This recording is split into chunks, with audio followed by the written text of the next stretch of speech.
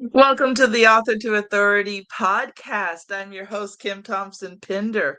And I just wanted to let you know that we're going to be taking a break from recording new episodes of the Author to Authority podcast for the next few months as I work on some new projects and things to build out the business. So I want to invite you to listen to this replay. I've gone back through the best episodes of the last couple of years, and we will be reposting replays for the next few months. So sit back, listen, enjoy, and have fun with the Author to Authority podcast. You are an entrepreneur, a professional, a speaker, or a coach. And although you've come a long way, it's time for you to take it to the next level. We've got you. This is the Author to Authority podcast. We'll help you use authority and influencer marketing to build your business stronger and faster by publishing a book. You'll hear from guests that are thought leaders in sales, marketing, networking, communication, social media, promotion, and business leadership. Let's do it. This is the Author to Authority podcast. And now your host, the extraordinary word ninja, Kim Thompson-Pinder.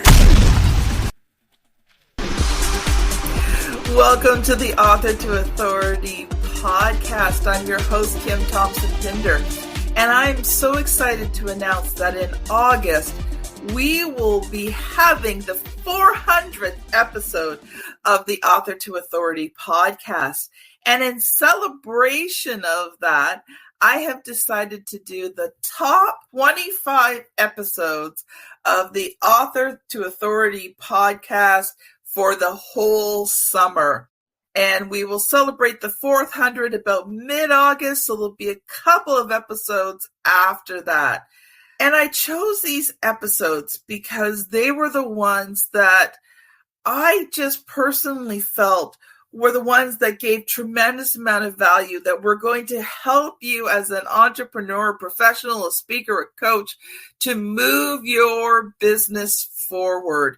These were value-packed episodes that are just going to give you action steps that are just going to really propel you to the next level. So I'd love for you to sit back, relax, and enjoy this top 25 episode. Welcome to the Author to Authority podcast. And today I have Tracy Hazzard with us. And when I go to record a podcast, sometimes I can't remember because sometimes I've booked people like a couple of months back or a month or so back. So I've got to go back and I've got to review, what was it that made me want to interview this person? And when I went back and was just looking at Tracy's bio, I realized why we wanted her on the podcast today and talking about becoming bingeable. Now, Tracy is a seasoned media expert. So I want you to just kind of hear that. She's a seasoned media expert. So she's going to be bringing us good stuff today. She has done over 2,600 interviews. She has articles in Authority Magazine, BuzzFeed. She has been seen everywhere. She has multiple top-ranked video podcasts, cast and video podcasts like The Binge Factor and Feed Your Brand. And she is one of CIO's top 26 entrepreneur podcasts. So I think she has a really good idea of what's going on and how to really get herself out there. Now, she is the CEO and co-founder of Poditize, and Tracy brings diverse views from what works and what doesn't work in marketing and media. So, Tracy, I'm just so excited to have you on the show today. Thank you. I'm excited to talk about something which I think is so critical, author authority. I'm so glad that's in the title of your show and it is your mission. And that's why I agreed to come on the show, because I like that message. It's so critically important. Oh, thank you, Tracy. And I agree. Most people don't realize the power of authority marketing. And so not only do we teach authority marketing, but, when you have author and authority and you combine a book with that authority marketing, it's not a field of dreams, but your book becomes such a valuable tool to build your business. So I am so looking forward to the conversation. And we're going to be talking about becoming bingeable and attract more leads and sell even more stuff. But before we get into today's topic, Tracy, I would love for you to take a little bit of time, introduce yourself, and share your business origin story. Like, how did you come to do all these things? Well, I have to say that I always wanted to be a writer. That was my I thought that's what I wanted to do. I had a typewriter in my closet and would pretend to be a journalist when I was young, right? Like, it was the thing that I always wanted. But I decided to go to art school, and my father was horrified by that, right? Lucky for me, I did go to art school, and I discovered this whole world of design and product and graphics and like this whole area of things that I probably would never have understood the power what you create and the creative process if that had not happened for me. And it ended up making me a better writer in the long run. So long path through selling products and doing all kinds of things in my early parts of my career in the first 20 years. And we came to a crossroads in our business, and we had a product design business where we were designing products for Target, Walmart, Costco, those kinds of things for major brands like Martha Stewart Living, Better Homes and Gardens, names you know every single day. We were ghost designers. And the problem is that it was getting to be more of an influencer world. And we were the best in it. Like, we designed hundreds of products that did billions of dollars, but no one knew who we were. So we thought about this and we said, what's the future for our business? How are we going to make sure that we're in demand? But the companies we work for, their brand names matter more to them than our name. So how are we going to do that? How are we going to build this niche authority so that people want to hire us and it is easy for us to get work?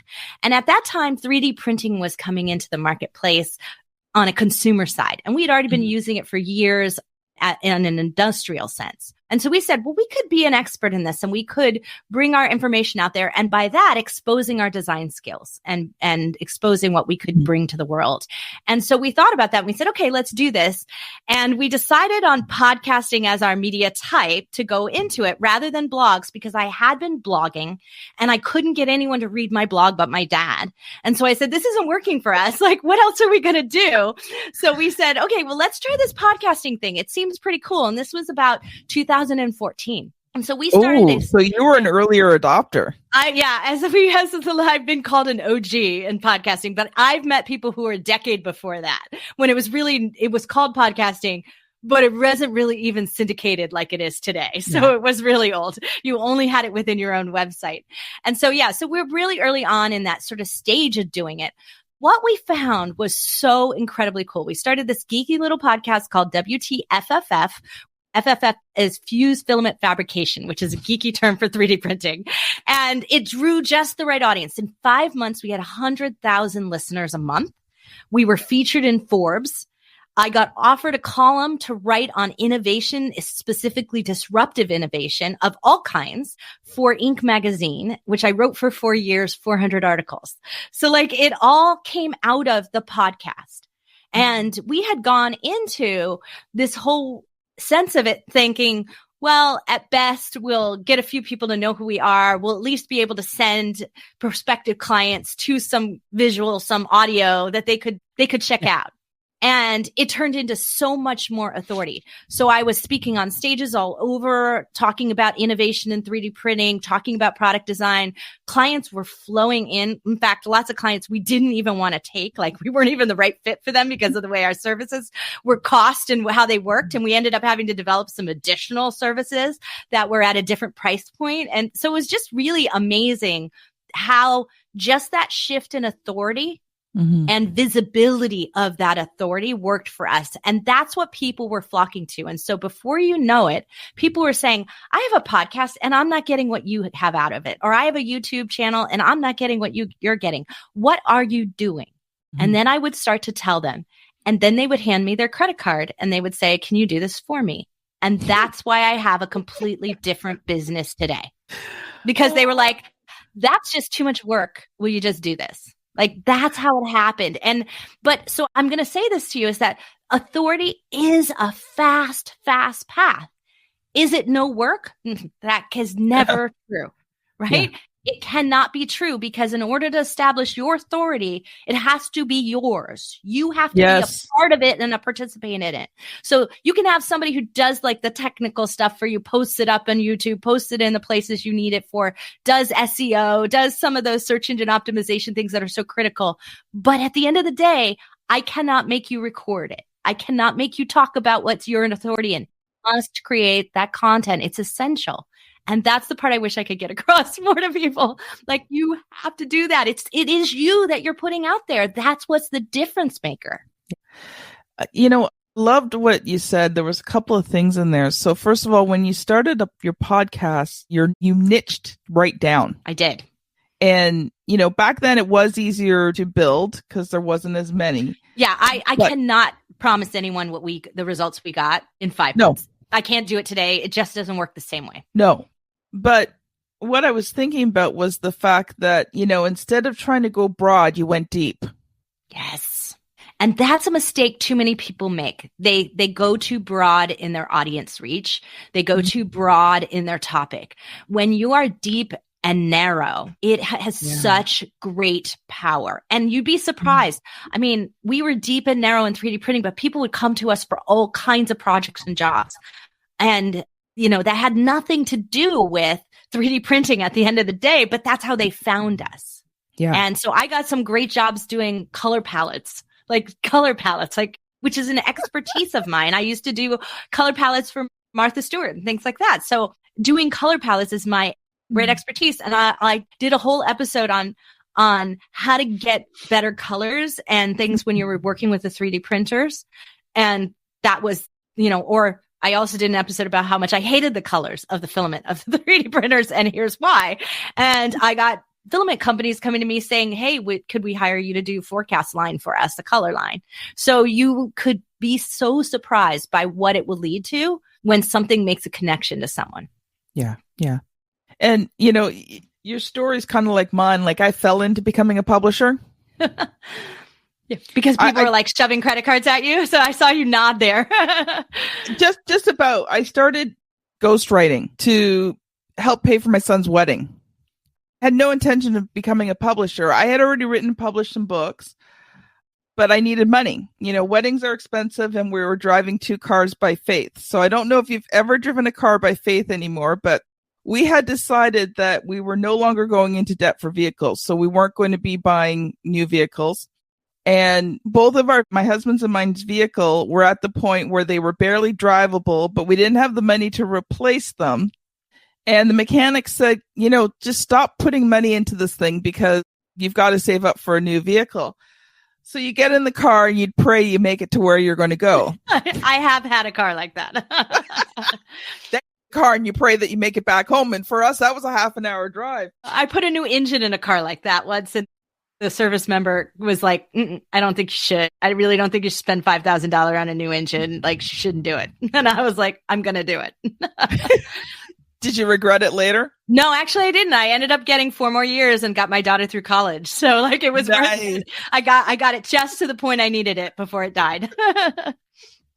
So it was one of those things where I fell into it. But once I was into it, I just realized that, it was I didn't even know it was going to be a passion of mine, but it has truly become such a passion to see people get their messages out in writing. Yes. Messages that change not the whole world, but they change a small part of it in a significant way. Yeah. Yeah. I'm a huge reader. So that's not in my bio, but I read about 300 books a year. In all kinds of categories. So, and I'm known for, even if a book's bad, finishing it. And because I want to understand why. Like, why did you publish this? Why is this happening? Book's bad. I will read it too, just to understand better and have this knowledge base of what's going on. So I'm a gigantic reader. So the fact that I still don't have a book out is a shocker, but I got distracted by the podcasting world. So, and there's so much. So the problem for me has been in not getting published I have all the drafts behind my desk. I always joke like it's like back here because it is actually literally right back there in a pile. There are 3 of them.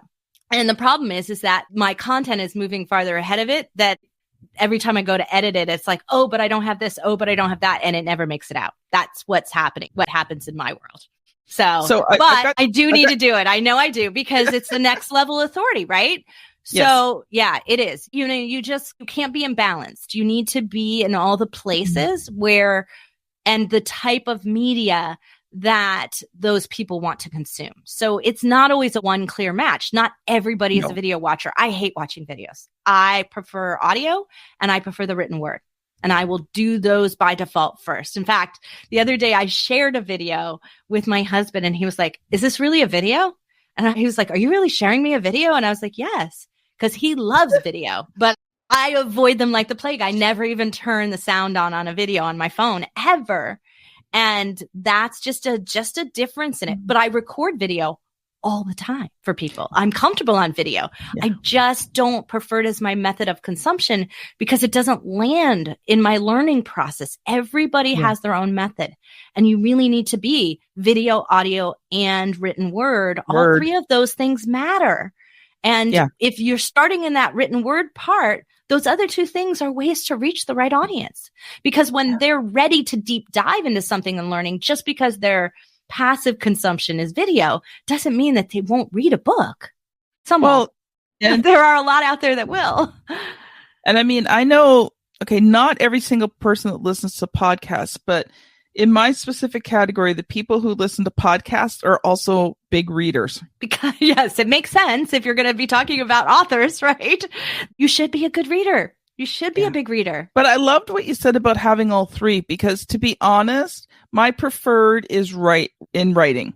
I do watch videos and I do listen to podcasts, but hand me a well-written book that tells me what I need to know. And I can read that a whole lot faster than I can watch a video, because I find in a lot of videos and even in podcasts, there's just way too much preamble for me. Like I want to get to the main point. Get to the point. Yeah.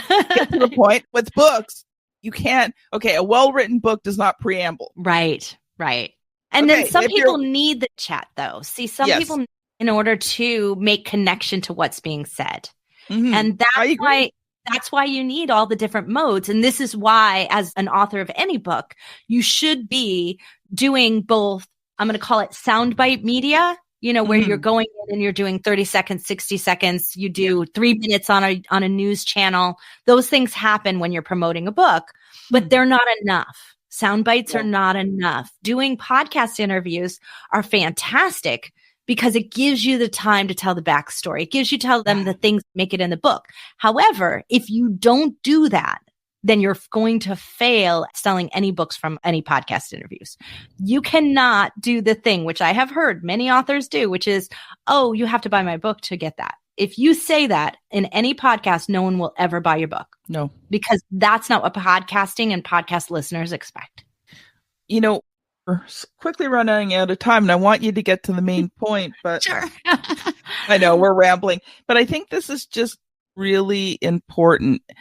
When you want to position yourself as the authority, you give the information away. You don't give your products and your services away. But if you want to be seen as that true authority, you give the information away and you don't hold it back, and you don't make people, in a sense, have to beg you or pay you for the information. I mean, you're never going to do something in the linear way you might lay it out in your book. So if you've got a how-to book, how to content market, whatever that is, it's going to be a linear path within that book. Yes. It's not going to happen like that on a podcast. It's not going to happen like that in an interview. It shouldn't happen like that when you're putting out whatever content or articles or other things that you're writing and doing surrounding this, creating that authority for it. But in order to be a true expert, you have to share. And sharing shows your audience that you care enough about them for them to be successful without buying your book. And they're more likely to buy it because of that. And that's really what we want to, happen more on podcasts and happen more in that author interview process, because it's missing a lot of times in the media prep that happens. It makes you attractive. See, this is what people don't get. People think if I give all the information away, why would they work with me? See, when you give all the information away and you do it in the right way, your body language says, I don't care if you work with me. Right. I am not desperate for your money, but it creates the sense that I want to work with you. And Right. that's the difference. And that's what makes you attractive is, when you give this information away and you do it with kindness and you do it with sincerity, oh, that's attractive. It is. It really is. And the other part of that I really want you all to hear, what Kim is saying, is that it's not just about giving the information away, because you're not giving it all away, right? No. You're hitting on the thing that's impactful to them and they want to know more, and they believe that you're the true guide for them. And when they believe that, it's a one call close. That's what I say. We have so often someone who's listened to or binged on our show will come and do business with us and buy $10,000 worth of product and services from us because they heard enough on that. They had maybe a couple of questions and then they closed within the call. And that's amazing. That's huge power. And it's one of the return on investments that most people don't understand they'll get from their podcast. That is in a different way than you would get from a written sales letter or an email chain. They're always hesitant, and it's why you have a funnel when you go the other way on it. It's because when you're hearing my voice, you're hearing my sincerity. I gave you a tip and you use it and it works. All of a sudden, I've sold you without selling you, and you sold yourself into removing any objections that you may have had to saying, I think she's my answer for success. And now you come to me ready to go. That is a gigantic leap for a lot of businesses to make, to sell a high-end product. And that's what we do all the time. I mean, it's just astounding to me how many 1 to 2 call closes we have maximum. And usually they're 2 calls because they're like, I got to go talk to my partner and get the money. That's it. Yeah. I'm ready to go, but I got to go talk to them and fix this out or something like that. Or I got to talk to my spouse.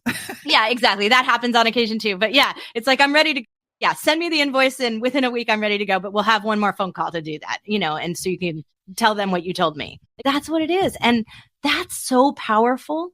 Imagine if your book could do that. And one of my favorite things is I heard Malcolm Gladwell early on, I think it was like 2016 or something like that. So it was pretty early on. He had a podcast and someone asked him, why didn't you just write another book? Why just start a podcast? And he said, because you think with your eyes, but you feel with your ears. And when we feel, we make these connections to people, to their products, to their services. We believe more than what we see when we watch it on a video or we read it. It's a little bit different. So making sure all those pieces are together for you is going to make the difference into selling your book and perhaps selling the business that's underneath that book. Yeah. There's so much that relates between a podcast and a book and what happens when you combine the two of them together. Because a well-written book does some of the same things as a podcast. If you write your book the right way, it creates relationship with the reader. So they're visually seeing it, they're picturing it, they're hearing your expertise. And then you combine that with the podcast where they're seeing you in real life. And they're hearing your voice and then they're reading your book. It's a powerful combination. It is. In terms of building your business, because each one does a slightly different thing, but they work so well together to create this effect of, I've got to work with that person. So the thing that I hear the most from authors is, I wish I started my podcast sooner. I believe I would have sold more books. Or it's the flip of that, is that they didn't do it until after their book was out there and not doing well, but really help sell the next book or create the next book because it gave them the idea or the angle or the information where they started to almost test market it and then be able to build that again. So when we put them together soon enough in the process, I find that we sell more books, we build more fans, we build a better platform overall. And more importantly, if you do it right, and that's the part that I say, where we take everything from video to audio to blog to social share and your book sales, right? We put all those pieces together on one home base, not leaving it out there at Amazon, not leaving it out there in YouTube, not leaving it out there in TikTok, making sure it's all in your home base is going to build your authority in a much better way. And that is the most underutilized methodology for making sure that you stay in authority in your niche. Wow. Okay, audience, I've been saying this a lot lately, but what she just said is the golden nugget of this podcast. Those words, when you think about it, see, it's not about just having all this stuff. It's about having them all work together to bring them to your home base. And that's something I'm working on right now. See, I've got all these things, right? But I'm working on where's home base. And so that's the next step for me. You just said, so if I can just give you a little piece of advice, Kim, is that there are two ways to approach it. One, you can have a home base that is in the niche. So like we have a home base for 3D printing. It's called 3dstartpoint.com. And we have 650 episodes that we did on that show that I mentioned earlier. I don't keep doing it, but that base gets traffic every single week because the podcast gets listeners every single week, even though we aren't producing new shows. It's such a volume and a resource. So you can have your area be a home base, or it can be you. And it does depend on what kind of author you are. And if you have too many, I'm going to say disparate kind of audiences, and there are lots of authors that are like that, where they write in mystery and romance and like they write in different areas, then it needs to be you as the common base, because otherwise you end up, your niches won't work, right? So be thinking seriously about what makes sense, but try to keep it to one base for everything if possible. It's going to be easier to manage and much more powerful for you. Well, most of the people listening to this show are consultants, professionals, speakers, coaches. So, they're not necessarily writing fiction books. They're writing nonfiction books to build their business. So then your business is the home base. Keep that in mind. No separate book sites. There's lots of companies that advise you on that. Put that right on your consulting site. Put it right with your home bases need to be combined. In fact, put the content front and center, not your book, but the free stuff front and center. Make sure it's on the homepage. Make sure your sales message is not the first thing people see. Good point. Good point. We we kind of skirted all around this becoming bingeable. We've got about 5 to 7 minutes left. So was there some specific things that you had thought of for today for the show? Because I know we talked about a lot of stuff, but I just want to make sure I give you that chance to share what you had prepared. Yeah, no, look, I'm always happy to go ad hoc and go whichever direction the audience and the host wants me to go. Why? Because it's going to be more valuable to all of you, because I can talk about anything. So I do this all the time. But the reality is at the end of the day, when someone binges on your stuff, that's when they buy everything. That's when they shove their credit cards at you. That's when they're there for you and for what you have. They believe in you. There is no way someone listens to you for 20 episodes, 50 episodes, 100 episodes. There's no way they do that and they don't want more from you. That it's just not possible. And what happens there also is that they become your best raving fans. That's how your audience grows. They say, oh, I heard on this podcast, they might not even remember my name or the name of my show, but it doesn't matter. They said, I heard on this 3D print podcast, this thing, and it was a great tip and I tried it and it worked. You should go find that podcast. They will. Somebody will go out and they'll do it. Right. And that's the power of what you're creating there, is this opportunity for someone to quote you. Now, and when it happens, and it will happen occasionally, someone happened to me and they quoted me back to me again. And I was like, they were like, I heard somebody in the industry say this. And I was like, it might have been me, because it's such a common phrase for me that I would be like, I think that's me. That's when you know you've made it. That's when you know you're really an authority in your niche. Wow. That is cool. That is so cool. Let's talk I remember the first time, just to tell this quick story, when I remember the first time I realized that binge listening happened. And somebody sent me a message and said, and we had at that point like 200 episodes or something like that. And they reached out to us and sent us a message. And I'm sure there'd been other messages, and I thought we had loyal fans that were listening every week, but I didn't ever realize somebody might find us and go back to the beginning and listen to everything. That's a true binger, like binge watch a Netflix show. right? And so they've reached out and said, I'm only at about 98 episodes, but you say something here, and I'm really hoping I'm going to get to it in the next episodes that are coming. But if I don't, can you record one before I get there? And they asked their question so we could answer it for them. And I was like, so I reached back out and I said, oh, it's 103. We did answer that, and it's number 103, and it's on, so you're almost there. And but I just thought that was like, and I looked at my partner and I said, they listen to 100 episodes in a week. That is crazy. I don't know if I could listen to me for 100 episodes. And I was like, we're on to something, right? Yeah. We're on to something. We change somebody's perspective. There's no way they can consume that much content and not change the way they think about something. That's when you have real impact. Wow. Okay. We are just about at the end of the show here. So, Tracy, what would be the one thing that you would say to kind of sum up everything we've covered today? The one thing that you really want them to take away, the audience to take away with them? I think when you're an author, this term platform gets thrown around a lot.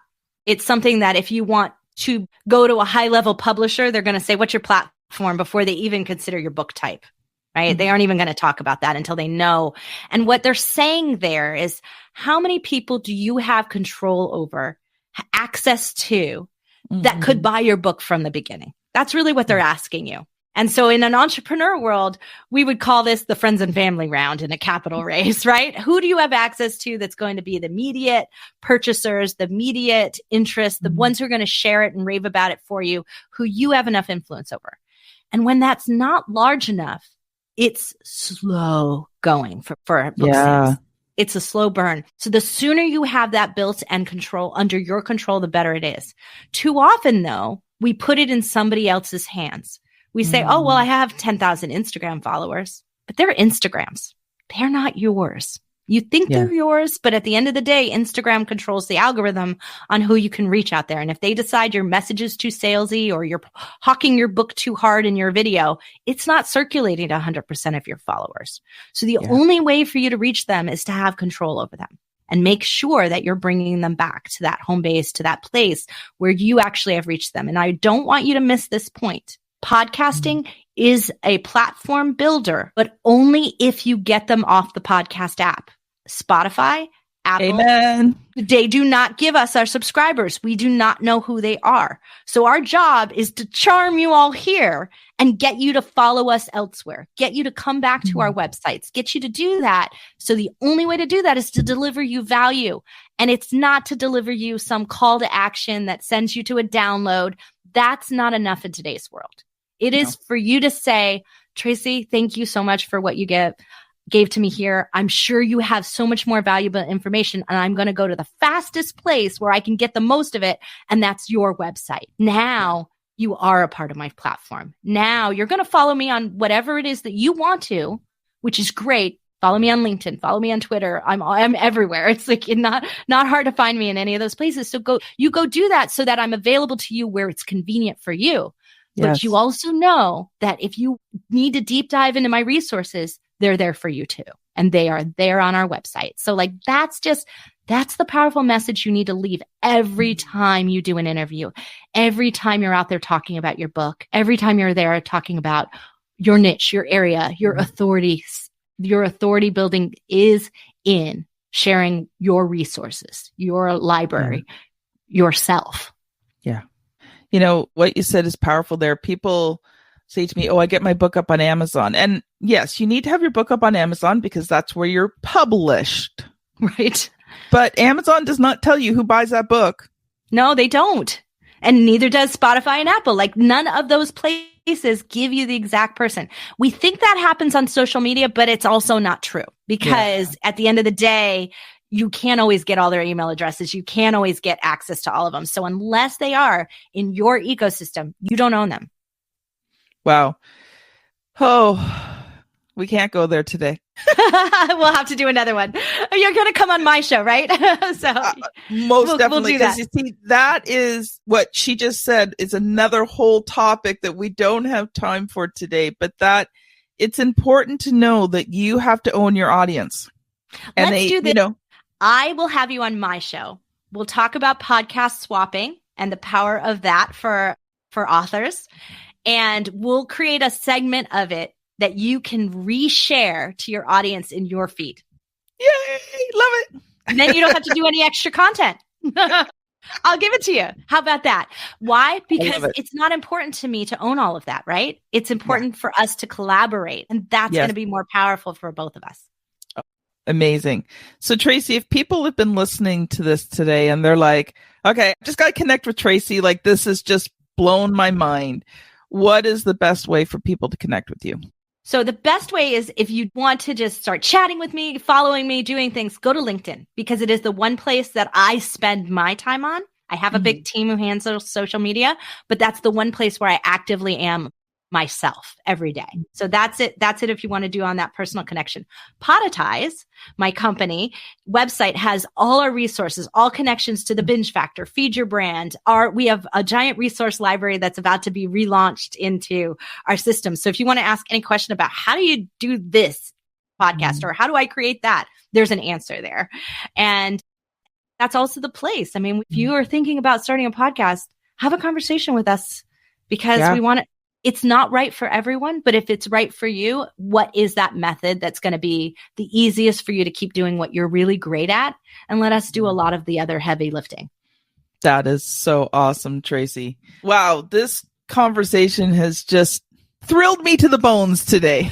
I'm so excited. I was looking forward to our call all week too. So one thing I've noticed lately on the podcast and been going through Podmatch is the level of experts that I've been interviewing from Podmatch has been amazing. So, Podmatch is an incredible tool. If you want to guest on podcasts, or if you're a podcast host wanting to find podcasts, you need to check out Podmatch, because the quality of my show has elevated greatly since using it. And so I hear that from everyone I talk to. And Alex Sanfilippo and I are good friends, and we're collaborators, and we're working on some new exciting things together as well, because I love his product. I think Podmatch is incredible. Here's what I found. It's because you're committed to your business. So you're willing to spend some money and spend some time in Podmatch, and it's not a lot of money. It's low entry for what it does. And because you're that kind of active person with your show, makes it easier for me to be a guest on your show and get more out of it. And then when you come on my show, you realize the same thing. It goes both ways. Only those that are truly active and interested in promoting and doing all the right things to get their message out there will take the time to use a tool like Podmatch. And that's simply that it's an action taker environment. Yeah. And that's rare. It is rare. I got to meet Alex. Okay, so this episode will go out in May. I met Alex in January. Oh, good. So it was incredible. You know what? Unfortunately, we have to end. You and I could keep going on for a long time. So this has been Tracy Hazzard and Kim Thompson-Pinder on the Author to Authority podcast. Thank you so much for listening, and we'll see you on the very next episode. Bye now. You've been listening to the Author to Authority podcast. The extraordinary word ninja, Kim Thompson-Pinder, has helped over 200 entrepreneurs, professionals, speakers, and coaches write and publish their books that have become incredible marketing tools for their business. And many of those have gone on to become Amazon best-selling authors and have used their books to land high-level clients and get on big stages. We hope you've enjoyed the show. Make sure to like, rate, and review. And we'll be back soon. But in the meantime, hit the website at www.authortoauthoritypodcast.com. See you next time.